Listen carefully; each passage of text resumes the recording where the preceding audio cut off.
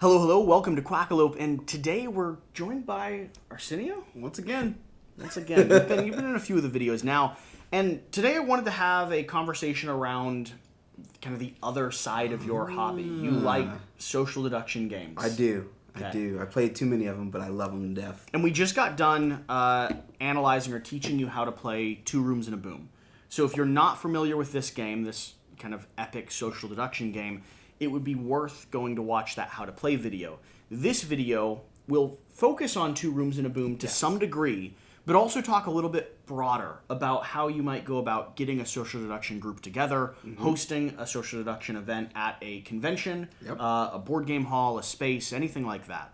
I know you, for the past few years, have been very purposeful around not only organizing, but hosting, moderating, and playing in social deduction games. Yes, it is definitely one of my favorite things to do. I just love these type of games. Originally, when I got into games, it was to be social. And one of the best ways I found out to do that was to play these type of games. Eventually, as I played them, they're all similar, but something's a little different. I like it when they get creative with that sort of format, especially this one. I love Two Rooms and a Boom because it does something a little different. It plays off of having a lot of people and a big space and doing something with that. I kind of want to break down the four things that I listed. Sure. Organizing, hosting, moderating, and playing in. Sure. So let's start with organizing. What would be the steps that one would take to organize either Two Rooms and a Boom, which requires or is best at as many people as you can get together, so it's oftentimes a convention game, or other social deduction games? What are the steps you'd recommend someone take when trying to get together a social deduction kind of gaming event? It comes down to where you are, but once you know the dynamic and the feel of the room and things like that, see how many people are interested. I usually, whenever I'm talking about games that are social deduction, I really talk up the social part. Like how fun and interactive these things can be. Because, I love all types of board gaming and sitting down on the table and just hashing things out. Worker placement this, trick taking that. I love those type of games. But I also try to get people to realize, like, hey, let's get up and talk a little bit. Let's get up and try to, get a little bit mysterious and lie to each other for about a half an hour. Which, like at Origins, the reason I went and played Two Rooms and a Boom, first off, I'd heard about it. You'd mentioned it. But I was sitting down having dinner, sat next to someone that looked over at me and said, hey, are you going to the social deduction room? And I was like, I wasn't planning on it. There's a room there? But I can. And I did. And I had a great time. And now I'm sitting here talking about this and other games. And so I guess the advice I would give when thinking about organizing or getting an event together is knowing the game you're playing. For instance, this one is more of a convention-focused game. Werewolf would also be a good example of one that is primarily at a convention or a larger space. There are some other social deduction games that feature kind of a smaller gaming group. The Grim Masquerade would be one that has a social deduction element to it, but you play it with a lower number of people, like 4 to 6 people. So you'd want to be aware of the size of game that you're playing, kind of the correct audience, and then you'd want to, I guess, start pulling from all of the friend groups you can find, and highlighting the social element of it. Highlighting that it's going to be, that it's going to be a fun, stupid night where like there aren't too many rules. It doesn't take a lot to get like. That's one of the things that's so nice about these type of games. I get a card, I get a single roll, and I usually have a very simple objective or goal. And then it's just talking, having fun, trying to like tattletale on someone who lied to you or pay them back because of what went wrong in the last game. Like, it just becomes an environment to facilitate people interacting. And organizing the game, getting the people together, telling them how fun the game is and how long the game lasts and things like that. Really harboring in on all of those fun things about the game. And then really, you touched on this already a little bit, really knowing the game helps a lot. And that goes with any game, really. Having the base knowledge of how the game works and runs helps a lot of people enjoy it and get into it more. If you show your confidence in that, hey, this game is legit, I know it, I want to invite everyone into it and teach it immediately, let's go. People can trust in the fact that, hey, we can just get this game going really fast and go. And people love that. You're touching on an important thing. To get 15 people together, at least 50% of them aren't going to be hardcore gamers. And so you need to be able to call them up and say, hey, all I need from you is to show up. I've already watched the videos. Mm-hmm. I already know how to play. I just need you to be there. Just be there. That's it. That's the ask, right? That's how you pull 15 people into a single space. It happens at every convention I see this game been played at. All of a sudden, you'll have that one guy super hyped about it, and he just like, look, just come down. I'll give you a card. I'll tell you what it does. Go have a blast. Just be there. That's it. So let's cycle into the next stage, the next thing I wanted to talk to you about. Hosting the game.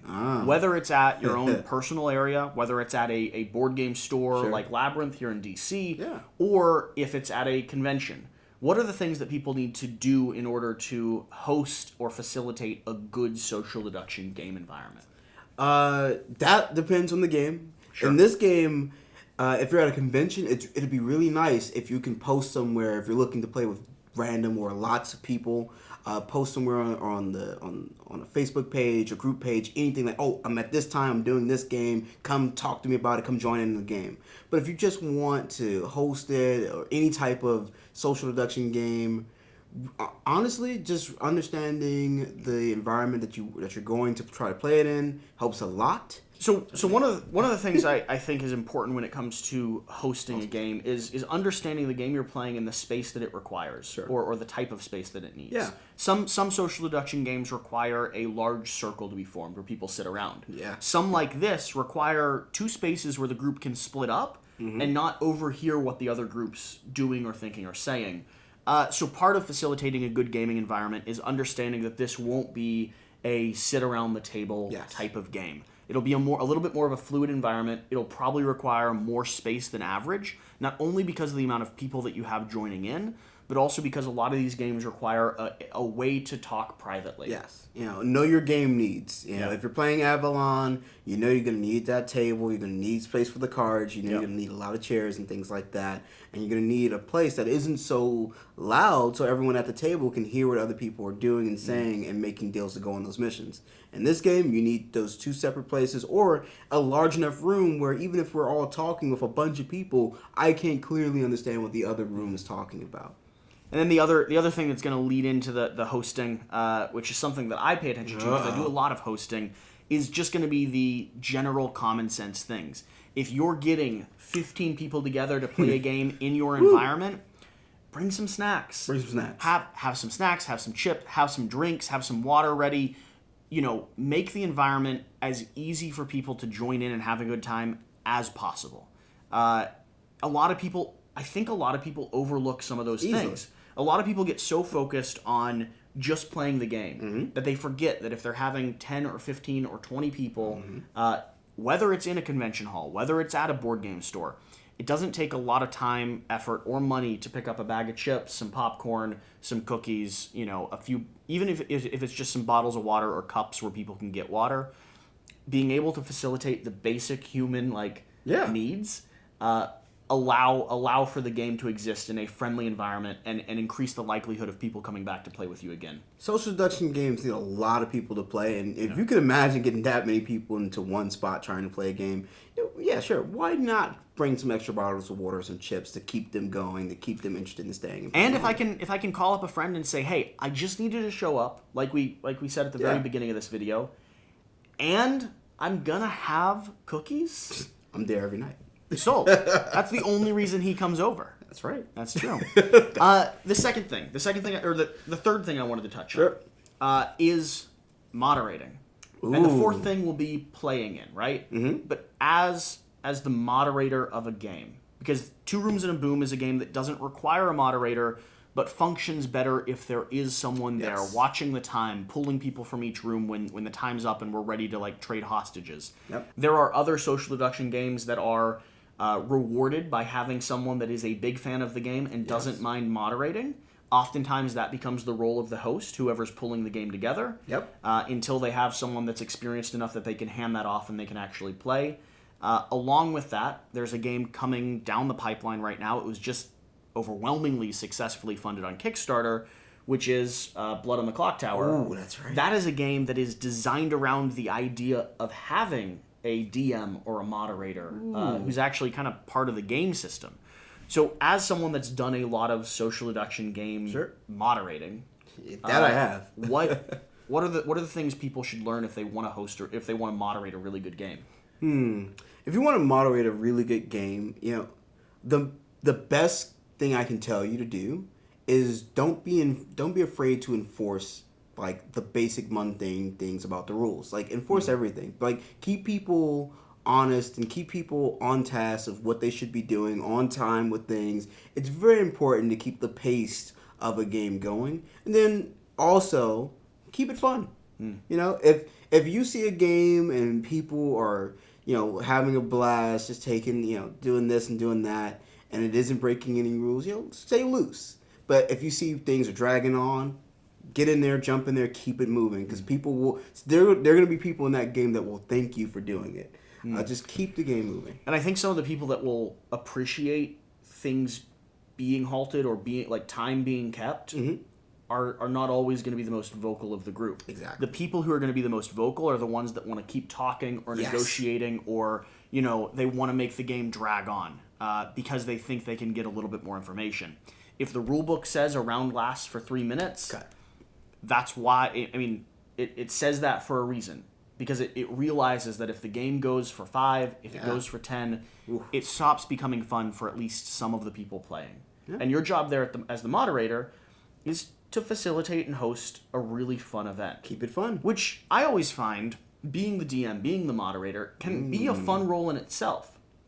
For a social deduction game, some of the advice I'd give a moderator, I'd give myself when hosting and I'd give myself when moderating a game like this, is enjoy the experience of watching people live in the chaos you created. Yes. That's part of the charm.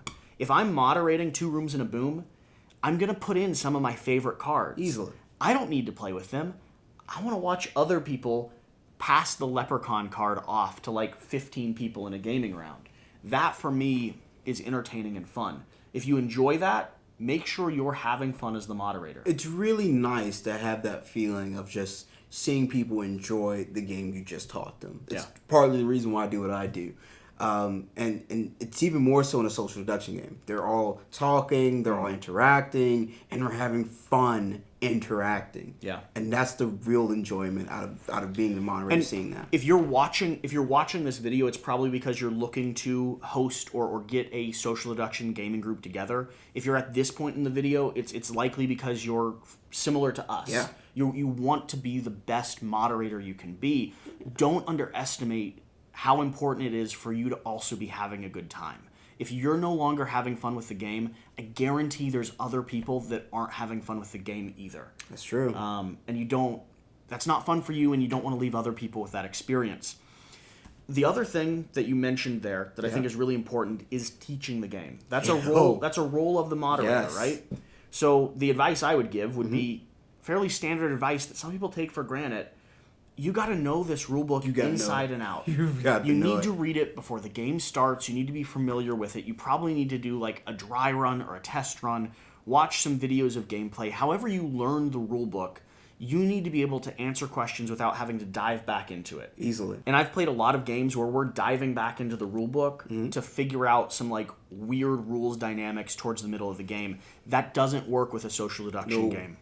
You do not want to have to pause a game just to get out a rule book and check in the social deduction. There's too much information being shared. Too much. Yeah. And if you pause the game, information traffic slows down, stops, or changes the dynamic, or someone's given more time to get more information because you had to stop because you didn't know what was going on as a moderator. Yep. That's a no-go. Yeah. And so read these rule books inside and out. Do whatever you need to do to make sure that you know how to run the game. Yes. Because that's the biggest faux pas you could probably have. The last thing, last element, playing in a social deduction game. If, let's say, you were able to get this group together, you were able to host it, you had someone like me there that was perfectly happy hosting the game. I get to play? You'd get to play. Oh, no. Which would be super weird. Yes. What are the standards that, first off, what are the standards you look for when you're playing the game? What are the things you hold to? But then, I guess this would also help for the moderator role to some degree, for them to kind of keep an eye on the game players. What, in the social gameplay world, what are the things you should do? Yeah. What are the things you shouldn't do? What keeps the environment fun and what keeps you having a good time? If you're playing in a social deduction game, there's usually some hidden information. Do your best. Just keep it hidden. Quite often newer players will mess up from time to time, and that's fine. But if you're getting into it, know that it's your job to not only find out what that information is, but sometimes it might be your job to keep that information hidden. Sometimes when I jump into a new hidden role game or a social deduction game, I do a lot of game design teaching. I find out, is there a randomizer in this game? Because stuff like Secret Hitler, if there is a randomizer, I play it a little differently. I know that there's just a moment in time where either I or someone playing the game is just going to get completely worked over based on what they get. This is a type, in 2 rooms in a boom, this is a type of game where the only randomizer is what you got in the start of the game. The rest is on you and how you do it. But yeah, that's just how it's going to be with social deduction games. A lot of it comes down to on how willing are you to give yourself over to the game as well. When I play these type of games, I'm in it. I'm in it to go all the way, win or lose. I'm playing that character. I'm playing that role. I'm playing with my team. I want to make sure my team wins.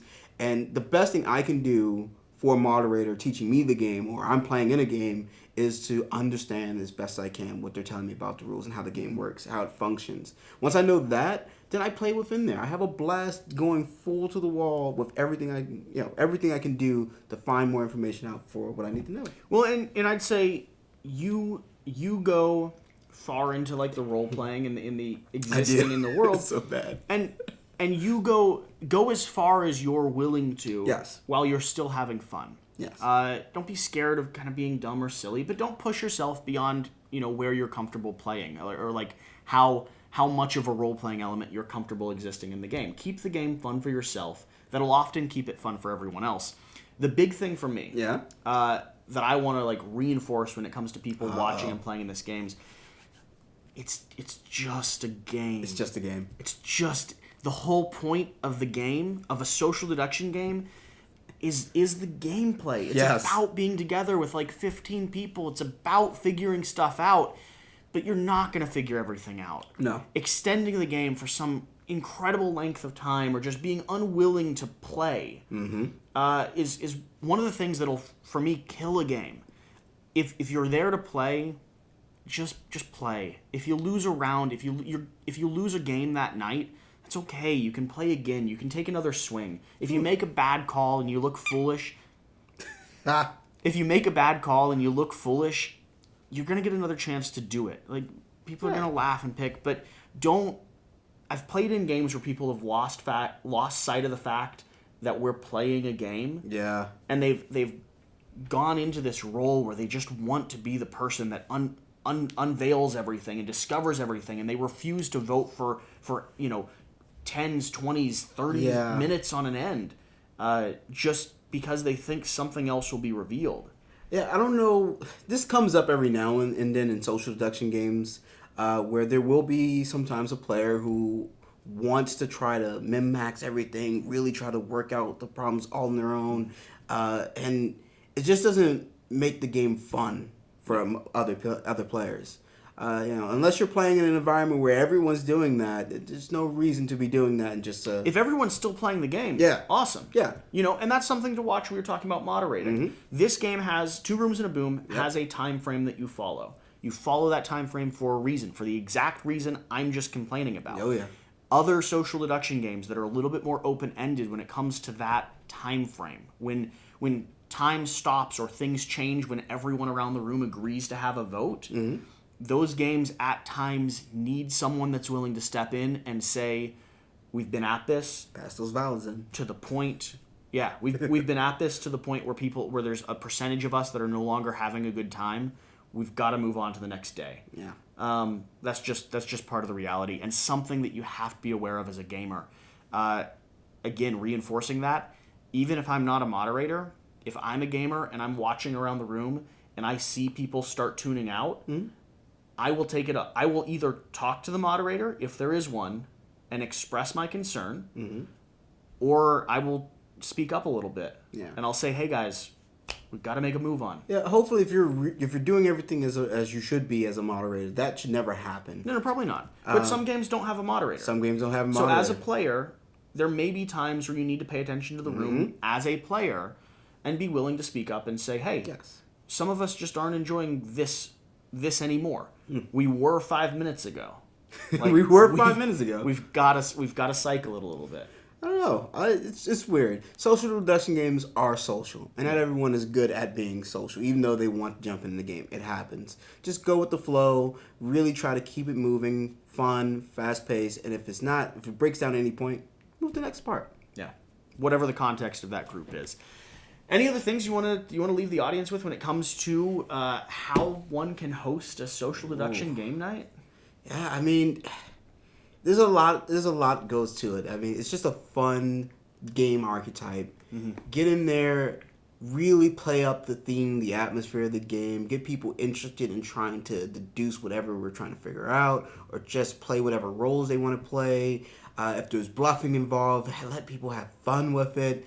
Really give yourself over to a game, especially social deduction games. If you can't do that, you're not in the game. Also, if you're ever playing a game with me, I am not allowed to play any game with bluffing.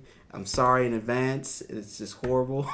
So as the banned bluffing expert and as the visiting expert on social deduction games, we've mentioned Two Rooms and a Boom. Yeah. That's a favorite. Yes. But toss out a few others that you love that people may not have had a chance to play. It just depends on what I'm feeling that night. I mentioned Secret Hitler a little bit earlier. That one's great. Anytime I like pulling Secret Hitler out. Anytime I have a bunch of new players, because that random element keeps it going, interesting. I don't need to really try and work my hardest because it comes down to the random chance most of the time. Sometimes not. Avalon, I do like playing every now and then, but that one has a heavy one. That's a heavy one. I don't often play that one too often now, but it's a good one when you can play it. If you find you love social deduction games, that's where like the deepest elements of this community exist, right? Yeah, and then there's Dead Last, which every now and then I have a good blast with. I have a good time with. That one sits about a few players, about up to 12 or so, and it's really simple. You just simply take a card, you have your faction, you know what your color is, then you try to get everyone you can to vote in majority with you to vote someone else out. The problem, the cool thing in that game, the cool thing in that game is you can convince anyone you want at the table in any way you can. Okay. I once had a person go ahead and show the card of a person that they were going to vote for to me, and on the back of the card they had my color on it, telling everyone else, yeah, vote for him. Like, it's crazy. There's a lot. Oh, Tofu Kingdom. Okay. Wonderful new one that came out, maybe within a year or so. Okay. Little small game, really nice one. This one is based off a logic puzzle. You have Prince Mochi, who's going to be off to the side, and you have everyone else going to be playing different members of the Tofu Kingdom. Princess Tofu, the Tofu Queen, the Tofu Guard, things like that. Now, Prince Mochi, when he arrives, he wants to be able to pick his true love, Princess Tofu. Okay. The problem is, those characters I mentioned earlier that's from the Tofu Kingdom, some of them must lie, some of them must tell the truth, and some of them are indifferent, and every one of them have their own win condition of who gets picked. Okay. And it's a really fun one because when Prince arrives, he only has 3 questions. He gets to ask one of those 3 questions to everyone at the table plus one more person, and then he has to make his choice. That one's a fun one. It plays well at low counts, plays well with a lot of people. I'm always in the eyes for them. A few of the quick ones that I think I mentioned. Yeah. Blood on the Clock Tower is coming out soon. It is a fascinating game because it is one of the most selfish games I've ever seen. The reason for that is by far the best role of that game is being the moderator. One person. So if you're watching this video trying to figure out how to be the best moderator ever, that may be the perfect game for you. Yeah. Both of us, after we got finished playing it, we were playing in the game, left saying, I'd like to play it again because I'd like to run it. I like to run it. Yeah. Really interesting game. Two Rooms and a Boom, we've mentioned quite a few times. Just a lot of fun, this weird dynamic of having 2 separate groups split up. Hidden information, shared information, and you're pushing people back and forth, trying to get some into one room, some into another room. The win condition comes down to whether or not the president and the bomber are together or separate.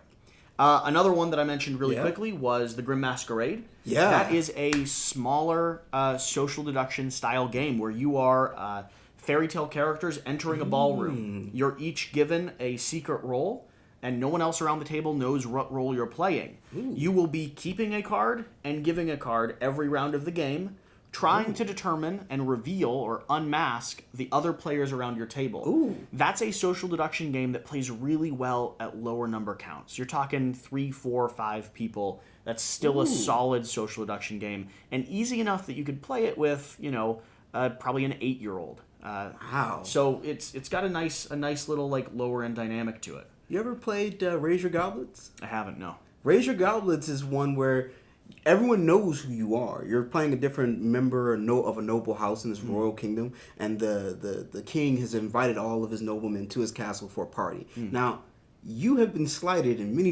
for many different reasons by other nobles at this place, at this party, and you want them dead. And everyone knows this. Okay. It's like any high society. Everyone knows you want someone dead.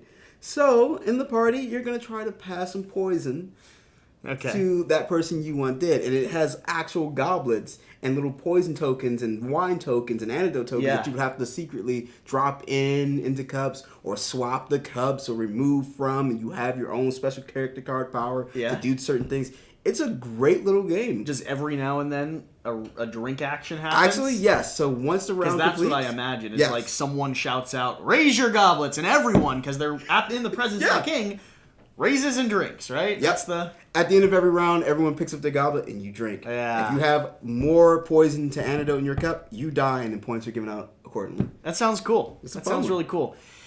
Hey guys, if you have any questions or suggestions of social, deduction games that you want to leave in the comment section down below, let us know. We're always looking for something new on the scene, something that we haven't tried out before. If you have any advice or tips or tricks that we didn't cover in this video, let us know so that we can also be better hosts, moderators, and players. Please do. If you've made it this far in the video, you've got to subscribe.